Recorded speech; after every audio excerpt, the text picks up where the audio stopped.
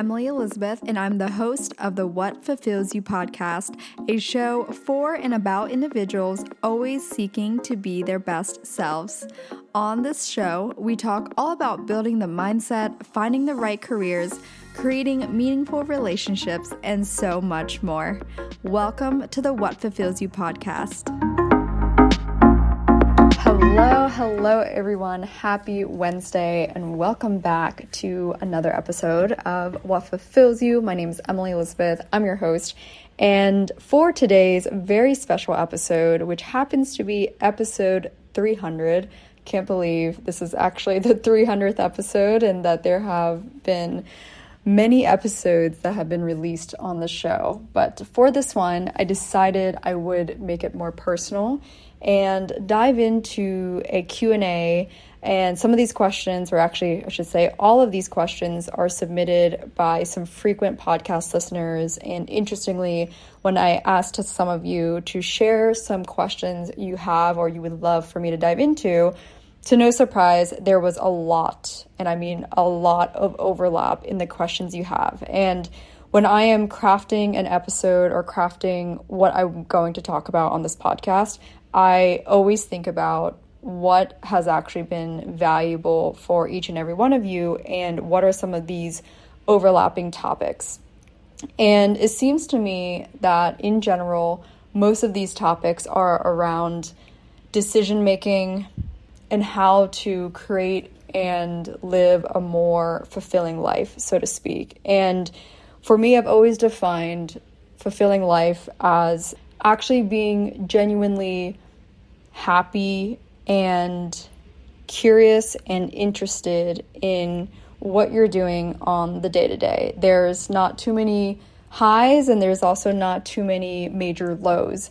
And I think that whole process is always going to be just through self-discovery and a lot of trial and error. And for me, I happened to do a lot of that trial and error when I was in college. And that's kind of how I got an early start to figuring out some of the things that work for me, what doesn't work for me, the types of environments I like to be in, types of people I want to be around more. And so all that to say, I'm going to dive into a few of these questions. And as always, I hope these will be helpful for you. So the first question is around my morning routine and if there have been any changes to my morning routine. For me, it's actually stayed quite similar to my morning routine since my senior year of college. So that's like 5 years ago. And I say that because for those of you who are younger and are listening to this podcast while you are in college, that is me emphasizing that it is never too early to start some of these habits. And the more consistent you actually implement this into your life, the more it actually becomes your lifestyle. And it's not really a routine anymore. It's just actually who you are and how you live your life. So for me, it hasn't changed much, but to kind of reiterate how I set up my morning, it's really simple.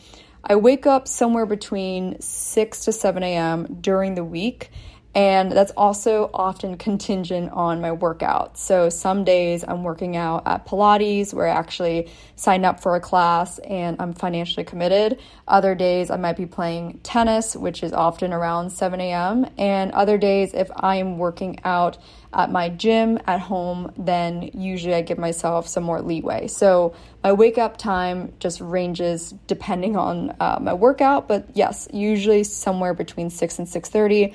After my workout, which typically ends at the latest around 9 a.m., I would typically just eat breakfast and get ready. And that'll take me about like an hour, maybe an hour and a half if I'm like washing my hair that day. And then somewhere between 10 and 11 onwards is how I just kind of kick off my day.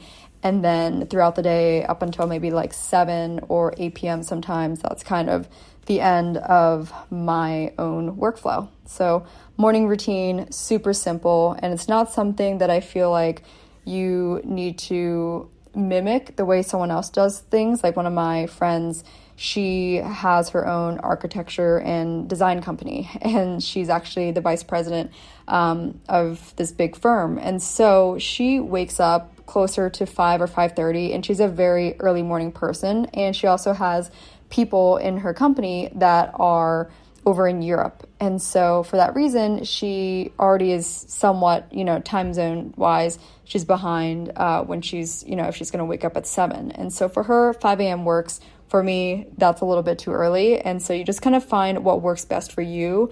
When I worked in my sales job, I woke up at this time, but I also didn't get my workout in as the first thing because I had to be at the office at 8 a.m. So for me, it just was waking up around 6:15, 6:30. I would shower, get ready for the day, and I would leave to head to the office by 7:30. So again, it just really depends on what works best for you. And I would totally advise to lean into that versus what other people online are saying you should or shouldn't do. The next question is around how to keep yourself feeling good while traveling. And this person submitted this question because I am currently in Barcelona as I'm recording this. And over the summer, I was also in south of France. I was in London, and I travel at least a few times throughout the year. And that's something that a lot of you guys notice. And also something to emphasize is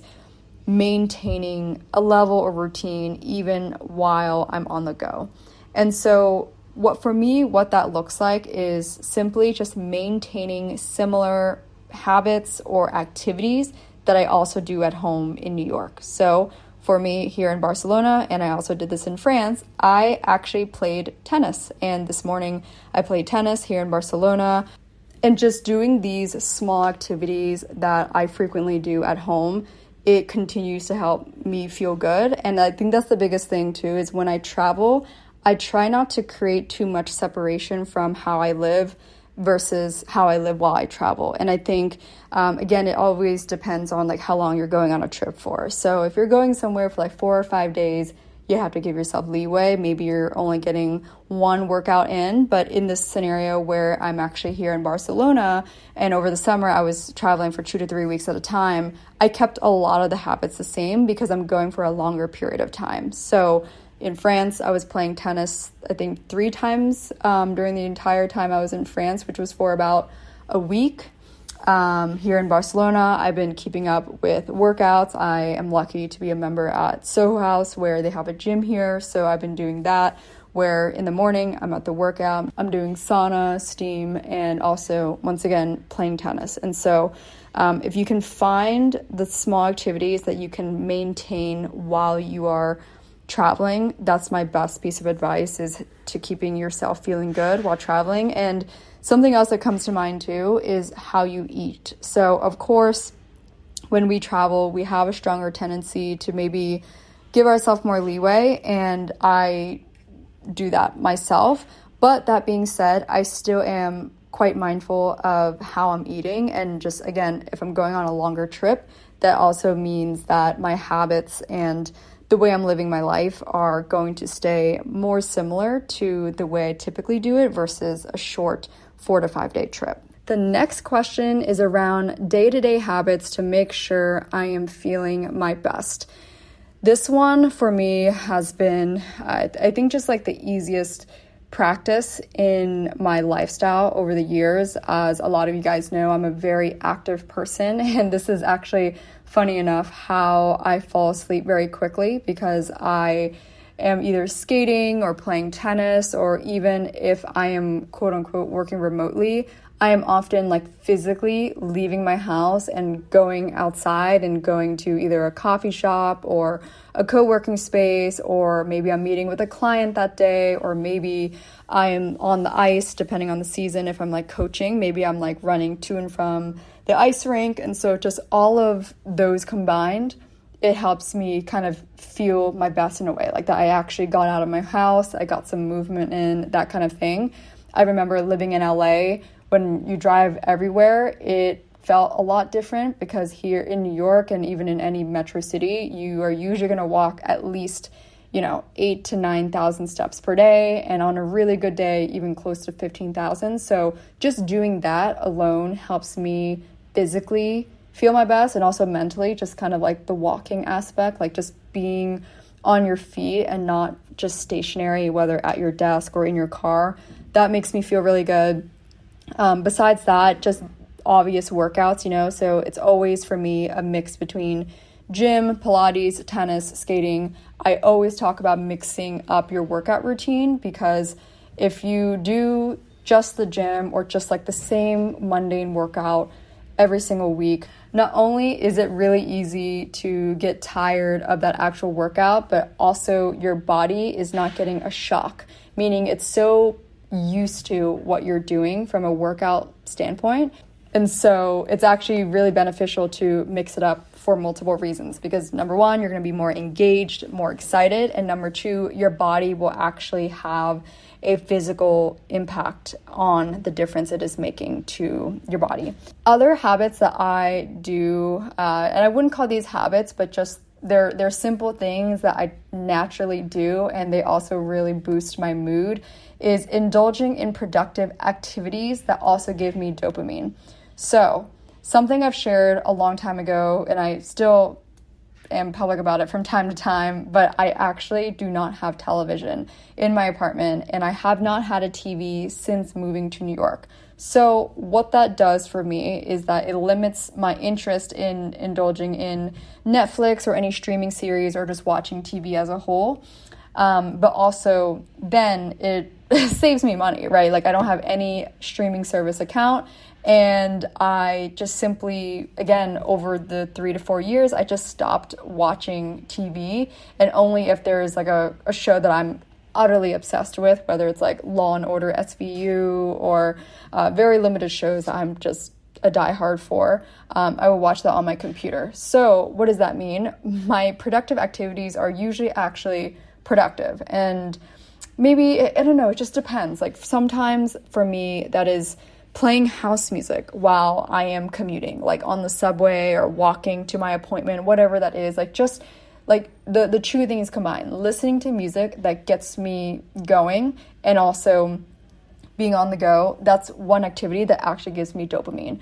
Watching tennis highlights as a former player, like when I watch actual professional tennis highlights from recent tournaments, I get dopamine from that, and I'm also not just sitting and watching. I'm usually watching it while I'm cooking dinner, or I'm watching it to wind down for the day, right? And it's usually very short, like I'm watching on YouTube, and the highlights are usually somewhere between 3 to 10 minutes, right? So that's another activity that I do, and it just definitely gives me a mood boost. Other things that I like to do is it's just like hobbies, TBH, like playing piano is something that I'll do from time to time. And that, once again, helps me feel good because it's something I did in my childhood. It's something that brings me joy, gives me dopamine. And so you just kind of have to find those activities for you. And again, if you're someone that has a habit right now of just constantly watching television or Netflix or a streaming service, slowly backtrack, right? Like you don't want to try to go from watching Netflix every other day to completely withdrawing, right? That's really difficult. My personal approach would be, okay, let's say Tuesday is a day that I often watch a certain show. What is one thing I can replace that with and keep the other days as, like, okay, I'll watch television those days, but maybe on a Tuesday, I am indulging in something that is more productive for me. And again, over time, if you're choosing something that actually you enjoy, that will naturally make you feel good as well. And so that's just going to be personal preference. And that's why I mentioned a little bit of the different ideas that I do. Like watching tennis highlights is still a form of watching something. And someone could probably arguably say it's unproductive. But for me, I watch tennis highlights because it inspires me to hit in a certain way. Like ever since late spring 2023, I returned to tennis and I started getting into leagues and competing again. So just watching high level players play inspire my form and kind of helps me get inspired to get back out on the court. And that's like another habit I implement, right? Like just weekly tennis and signing up for leagues or tournaments or things like that really get me excited. It's something new, it's something different. And even just observing my friends or like mutual friends that aren't doing any kind of individual activity for themselves, you can see why they lack that excitement or doing something that brings them joy. And that is usually because, number one, the thing that brings you joy is probably just a personal preference. And because of that, especially if you're not used to doing things on your own or trying things on your own, most of the time, people are waiting to do that thing with another person. Side tangent, but I remember I was once in a conversation with this girl over the summer at like a birthday gathering, and she was talking about how she was inspired by my ability to go do certain things on my own. And I asked her, what's the difference for her? Like, why would it be different for her? And she just expressed that she's just more timid or shy about doing things that she likes on her own. And she expressed interest, for example, in signing up for a creative writing workshop where they meet weekly. And I said, how can you expect, one of your friends to also be interested in coming with you? If that's your own joy or interest, just go and do it. In fact, I can't imagine like anyone really goes to these types of things with a friend. In most cases, we go to do the hobbies that we like on our own. And that is also another great way to meet more like-minded people, and especially women that may share an interest with you in that realm. And that's, once again, just an easy hack to making new friends. Next question is advice for those looking for a career shift. So this one was a huge overlapping question. I've been getting a lot of questions from podcast listeners on just career and figuring out what you like, what you don't like, what direction to go in. But I always emphasized it is more important that you are going after becoming the person you want to be versus a person that works in XYZ or a person that works at ABC, right? So for me, if I were in the position, going back, and this really has not changed much when it comes to career and profession, mind you, with this podcast, I always talk about that I believe that we should strive to be working in some sort of field that really is a crossroad between who you are, the relationships you want to have, and genuine fulfillment. And so one of the mistakes I feel like people make when thinking about career is the what instead of the how and the why. And some of that could be around industry. Someone might pick finance because, okay, this is a lucrative career. Or someone might pick law initially because this is a lucrative career, right? I would have loved to have gone to law school and become a lawyer, and it wouldn't have been because of the money, although that is a huge advantage. But for me, I love the field and I am passionate for the law and being able to actually indulge in that from an intellectual standpoint. But I knew long term, knowing my personality as someone that finds it hard to stick with the rules, I just knew long term that going into law would not be the best long term fit, right? But maybe in another lifetime that would have been for me. So number one, think about the industries that actually interest you.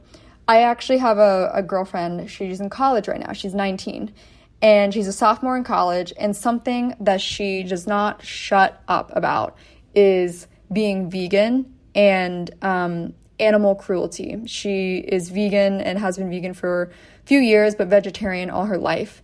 And that's something I always nudge her about is, okay, you have a passion for this. You don't want to shut up about this. You want to be involved in organizations. You should really try to find and test different roles that are involved in that industry. And later down the road, this will be able to help you kind of figure out what is your contribution to that industry or that world, right? So that goes with if you're currently already years in to your professional career, maybe you're currently in a place where you don't like your industry at all. Then in that case, it's probably best to explore different industries. Maybe that's fashion, maybe that's tech, maybe that's hospitality, maybe that's startup world, maybe that's in media, right? Figure out the industry. And look, even if you jump to one different industry the first try and you don't like it, just know that you can just jump to another one afterwards. Like, everyone acts like this is like a permanent decision. You can always shift out of it if it doesn't work. And the next layer to that, for me, from my perspective, is looking at the roles that actually interest you. And of course, in combination with what you are actually good at. So maybe you want a marketing role, and maybe you're currently in a marketing role, you know you're good at it, you know you like it, but maybe right now you are in fashion. Perhaps all you really need to do is go into marketing at, let's say, a hospitality group or a hotel company, right? Just showing the examples of, hey, maybe it's not changing your role. Maybe that's completely switching to a different industry that would cater more to what you are actually interested in. This actually goes back to college. I transferred universities halfway through college. And the reason why I transferred was because, number one, I didn't like the school, or didn't love, rather, the school that I was originally at. But number two, I realized that I was studying business economics. And while I learned a lot of applicable things today, especially in economics, I wasn't studying or learning things that I actually was interested in. And that became an issue for me. And so I decided I don't really give a fuck what I'm studying or what my major is. I care that I actually, what I'm paying for school, or in that case, to be candid, what my parents were helping me pay for school, I wanted to make sure it was worth the dollar. So in this scenario, if I'm working at a job, I want to make sure that the thing that I'm actually doing genuinely interests me, because so many of us end up in a role or a field or an industry that we don't really care about. And at that point, we don't know how to get out of it. And if you don't know where to start, you realize, okay, I'm not in an industry that interests me, and I'm not in a role that I'm good at or that I actually like. Okay, so think about the things that you don't stop talking about outside of work. Maybe that's just, I don't know, there's just always so many unique topics. Again, going back to my college friend who's currently in school, who doesn't stop talking about veganism and her passion for it and animal cruelty. That's something to lean into. And again, maybe you don't initially make a career out of it, so to speak, but you are also able to kind of plant the seeds and connect the dots on, okay, maybe the first 2 years I do this and it's involving, animal cruelty, right? Speaking of my friend, or maybe, all right, 2 years later, I get to go into this department and this helps animals in this way, right? It's not always going to be the first step, but just realizing that you need to take a first step to kind of see where you need to go and what actually piques your interest. I think that is super important. And one of my good friends, she actually recently went from, first out of school, she went into, accounting, or she worked at PwC. She listens to this podcast, so hi, shout out to you. But she started working at PwC. I think she was there for 2 years. And then she ended up working for a digital marketing company, and she did SEO and account management. And she enjoyed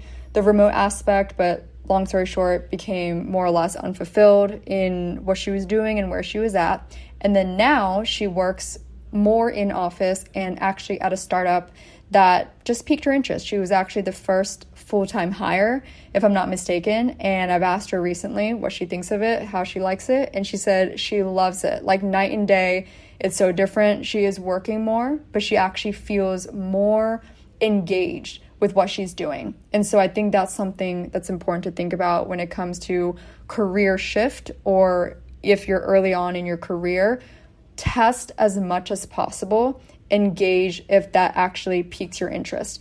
And for me, I didn't have to do a lot of trial and error early on, because I think that I ended up doing that more so in college. Like, I was picking up a camera already by freshman year of college, and I was shooting content like a wannabe travel blogger. And long story short, 7 years later, I actually do that in a partial way. It's not my full-time career, and nor would I want it to be, but it's kind of ironic that I was already interested in being a travel blogger, even though I was 18 or 19 years old, had no money to be a travel blogger, and had no business to even be, poaching myself as a travel blogger. But then again, right, there was clearly a seed that was planted, and clearly something that I consistently had interest in. And I don't know, I think over the years, I just sat down with myself and really leaned into, again, what I'm good at, what I actually like, and accepting the realities as well of, okay, what does that look like financially, and what matters to me most at this time, as well as 5 years down the line. Those are just other things to think about when it comes to career shift. Next question is how to goal set from a fresh start perspective, especially with fall right here, or it's actually already fall now, and or manifest. So I'll keep this pretty simple. I've always been the type of person to write down goals in a quarterly way. So every quarter I have my goals, and then I break down the quarter into monthly goals, and then I write down that monthly goal every day and every week. So I'll say I haven't written down my goals every single day, but every week they are written down.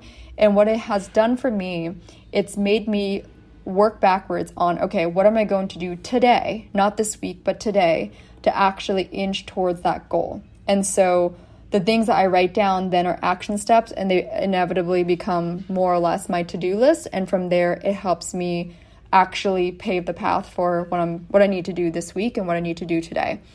And with goals, you want to make sure that you can actually measure your progress. This is something my dad always emphasized. This is something my coaches always emphasize. It's something that you can actually track your progress in. So really think about what that is that you're focused on when it comes to goals, let's say for fall or Q4. What do you want your focus to be on over the next 3 months or over the next 6 weeks, right? Give yourself a timeline and an actual deadline for those goals. Now, sometimes people are stuck on, I don't even know what goals I want to set. Okay, this is where my biggest practice has always been just brain dumping my personal vision and ideal life on paper.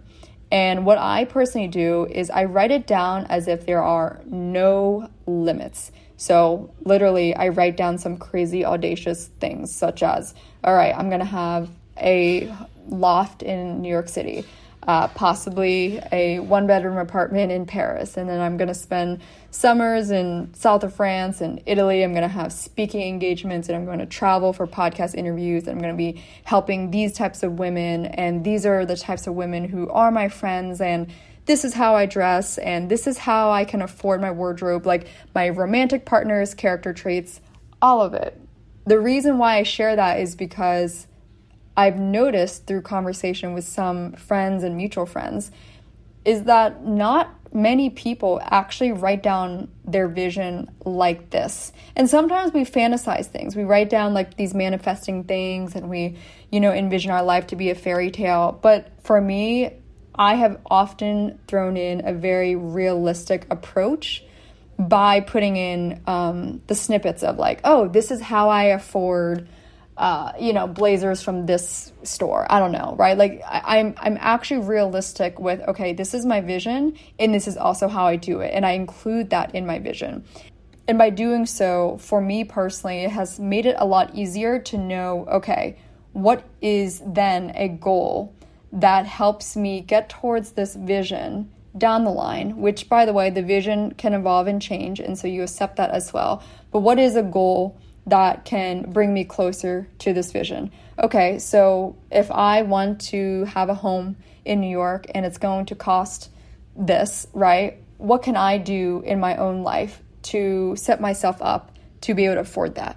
And remember, the other option is that, you know what, maybe I look at this vision and I'm like, fuck, this is too hard. And so I'm not going to go after this dream, right? And you can, I always said this, I can always move back to the middle of Pennsylvania where the cost of living is so cheap and I can just have a home there and be happy. Like everyone's got their own preferences. And so, that's just my little rant on goal setting and starting from a fresh place and really being aware of the general idea of what you want for yourself in life. We never are going to know specifically what in every aspect, but in a lot of cases, if we wrote down what we envision our ideal life to be without hesitation, with no limits, we're actually able to write that down. And we're actually able to be like, oh, you know what? Okay, it's actually not as far off as I think it is in my own head. Last 2 questions for episode 300. The top 3 things that have helped me in my career and my professional success. This one is pretty easy and straightforward, like I said. Number 1, following up. I learned this in my corporate sales job.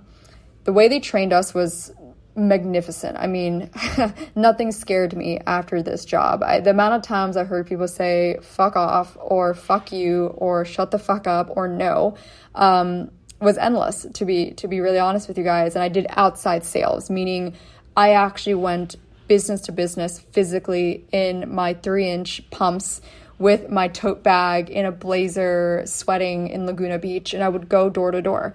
And so something I learned through working in sales is the importance of following up, and that we have to follow up minimum of 5 to 7 times before we may hear back from them. 5 to 7 times. You might think it's like nuts to follow up 3 times. No, we were required to follow up 5 to 7 times, and there's a lot of truth in this.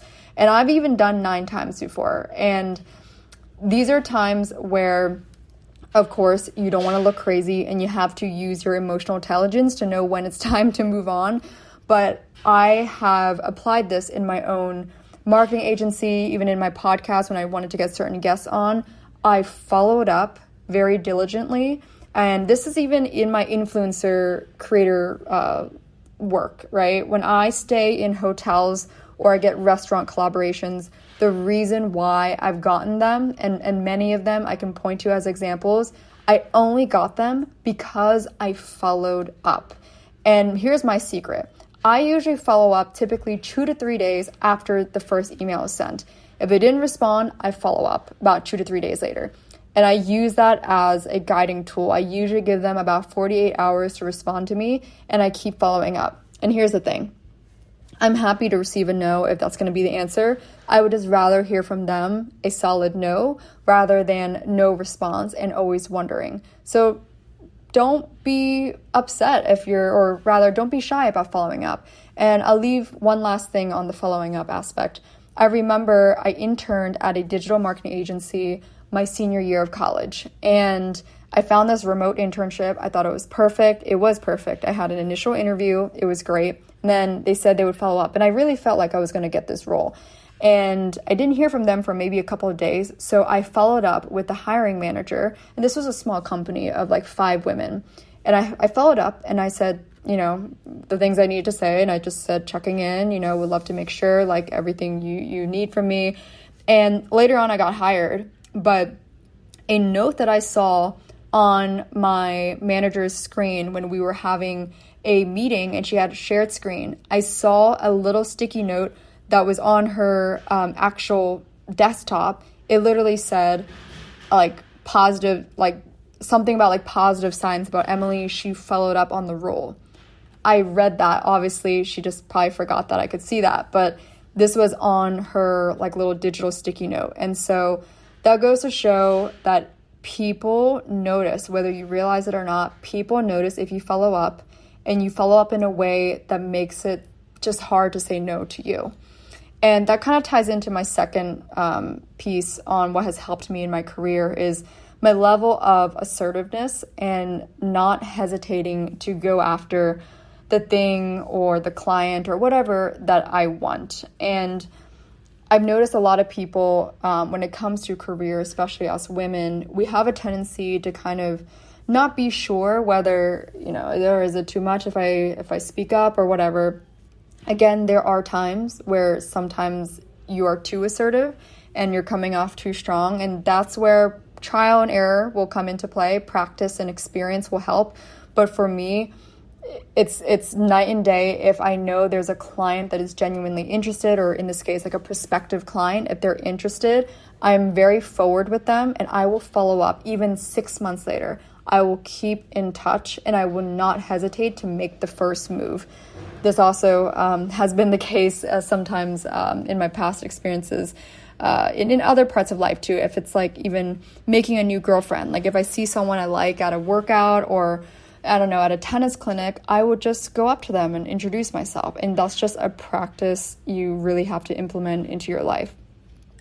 And then the last thing that has helped me in my career, I alluded to it earlier, but taking strong consideration of what I'm naturally good at and what I actually like, and then investing more time and years into this. So I got lucky and I picked up a DSLR camera when I was 19 years old. And I was living in beautiful Southern California where I started to take pictures. At the time, I had no idea how to use Adobe Lightroom, which is how I edit my photos now. But I was like, what's exposure? What is highlights? What are shadows? Like, I had no idea any of this. And I remember I was just playing around. I didn't even know presets were a thing. All that to say, it's been years. It took me years to figure it out. And that's the only reason why being a content creator is a part-time job of mine. And so, number one, this is something I was always interested in. It's something that I naturally was good at from the get-go, but then became better at, right? And then I just kept investing time into this. That's why it's part of my career now. But I would say this is across the board, even if you were really good or you happen to be in a career now where you like it and you're pretty damn good at it, keep at it, right? And make it known that this is like your domain. And this is something I said to a podcast listener in Instagram DMs. I said something around how, yes, certain industries pay less, right? But just like anything in life, if you are really exceptional at what you do and you are hard to replace, no matter what industry, it is going to be hard not to pay the price for having you on their team. So keep that in mind, even if you feel discouraged in fashion, right? The fashion industry is sometimes low paying, but if you're really exceptional and you can show up in a way where it's like, fuck, why, if you know what I mean? Like if you want to come in and ask for a certain salary and it's way above what they usually pay, but you're in a position where it's hard to deny you, that's when it's going to be, in your favor. And that's something you have to take into consideration, is that often only happens when you're really good at what you do. Last but not least, also somewhat related towards career, but more so, I think, just around knowing which way to lean when it comes to making the right decisions and figuring out how to work towards making something happen. So I'll actually use the situation that this person shared with me. And this was, so she's actually a recent college grad, and she's now a few months into her consulting job, and she's in her own apartment and all of that, right? It's just what we do when we first graduate from college. And she's now realized that, okay, she's getting her consulting experience, but it's not something she sees herself doing long term. Okay, that's a great sign, right? Now you have that data point, you know that this is not what you want long term. She also knows that she wants to very much eventually relocate to New York. And she said, like, hypothetically, if she were to get an offer in months, she would take it. She also feels stuck because she's signed to her apartment lease for a year until next summer. And she was also advised that she should ideally stay in the job for at least a year. And so she's kind of tossed between rational decision making versus kind of following her inner compass and so forth.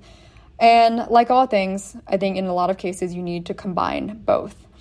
And I'll use this in my own personal life. Many years ago, I, on a whim, decided to move from Orange County, California, to Los Angeles, which is about 45 minutes north. And I moved to Venice, California. And at the time, for me, it was just like an inner compass. I realized that Orange County was no longer serving me. I was there for like 5.5 years, and it was time to try something new, despite the fact that it was the middle of a pandemic. And well, I was going to move into a nicer apartment where rent was more expensive. So this became a toss-up between logic and gut instinct for me as well. So for me, I figured, okay, if I can financially afford the apartment and the move, then that part is solidified. So in this podcast listener, in her scenario, I said the same thing. If you were to hypothetically get an offer to New York and you can find a way to sublease your apartment, which seems to be the main rational obstacle, right? Then I would say in that part, that solution is now solved, right? And that's where you would just lean into your gut instinct. And, usually it's because, there's a genuine interest, there's an intrigue in that direction. And some of the questions I would advise, though, when it comes to kind of checking your inner compass per se, right? Ask yourself why. Why do you want to do this? Why do you want to make this change? Why do you want to go in this direction? So for me, it's like, why do you want to move to LA? Well, LA is not a crazy change from Orange County. It's Southern California. It's busier. There's more things to do. There's a bigger network for me to work with. And so then I knew my why. The benefits of doing so was to, help me expand, help me grow, help me experience a different part of Southern California. And then at the same time, I did a worst case scenario. I was like, okay, worst case scenario, I don't like LA. Well, simple. I can just find a way to sublease my apartment and go back to Orange County where I once lived, right? Like that's the thing too, is we always think we're making an extreme decision, but we got to keep in mind that we really can just always go back to the thing that we feel is actually better fit for us, right? So maybe this listener, maybe going back to where she's at right now, I think in Minnesota, maybe she moves to New York. She doesn't like it, right? And she finds it surprising, like, oh, okay, I thought I would like it, but I don't. She can always move back to Minnesota, and she can always go back and find another consulting job. And that's what I realized for myself too, both, moving from OC to LA and then even moving from LA to New York. If I did not like New York, then I always knew I could come back to LA. And in fact, I actually know a lot of people that did do this for LA or New York. They either moved to LA from New York, then they moved back to New York shortly after, or vice versa. They moved to New York from LA, realized they didn't like it, and came right back to LA. So, it is what it is. And of course, the rational or the logic side of it is that there's going to be a financial cost and a financial burden. If you can just bite the bullet on that and just accept that will come with the territory, then, I think oftentimes I just go for it, especially if I know that this is the direction I want to be going towards. And I remember my friend, my middle school best friend, who I love her. She helped me through so many self-confidence aspects in my early 20s or so. And I remember a long time ago, I was considering moving to DC, like Washington, DC from Orange County. This was the time I was considering law school and all of this. And I told her but what if I don't like it compared to OC, which I'm glad I never moved to DC. Like it wouldn't have been my vibe. But she said the same exact thing. We were like 22 or 23. And she told me, Emily, literally, what's the worst case scenario? I mean, you can always go back to Orange County. It's not like the people aren't still there. It's not like things change. Like you go back and you just kick off your life where you left it. And what's the cost, right? The cost of, your car, like moving your car back and forth cross country. I mean, just bite the bullet, right? Like, or just save up for that cost just in case it happens. And so I realized that's usually what it is. Sometimes it's a financial burden and situation. And I understand that not all of us have the ability or flexibility. And I certainly didn't when I was younger. And I can't say that I still have insane flexibility in that sense. But I think oftentimes, you need to balance both, because if we're too logical and rational, then we kind of almost like outsmart ourselves. But then also if we are leaning into our intuition or gut instinct too much, sometimes we can make too rash or like too quick of a decision without really weighing out the important aspects. And that was something my dad did really well for me, is when it came to, back in the day, moving to LA. He wasn't a fan of Los Angeles. It's just not, his type of place, although he came to like it once he saw my apartment. But he said the same thing. You know what? If you can afford your rent and it's not going to affect your job and affect your, direction, I don't see why not.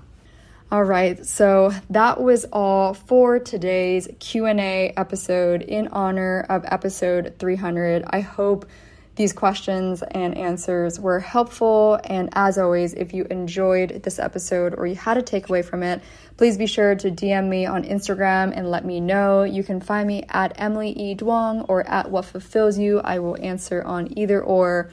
And as always, too, if you have some other feedback or just topics that you would love for me to dive into more, I love taking that into consideration. So again, don't be a stranger. And you can find all of the fun merch, including the card game, the hoodie, the hats, which are almost all sold out in certain colors. You can find that online at whatfulfillsyou.com. Everything is linked in the show notes, including an exclusive code. Thanks again for tuning in today. I will chat with you all in the next one.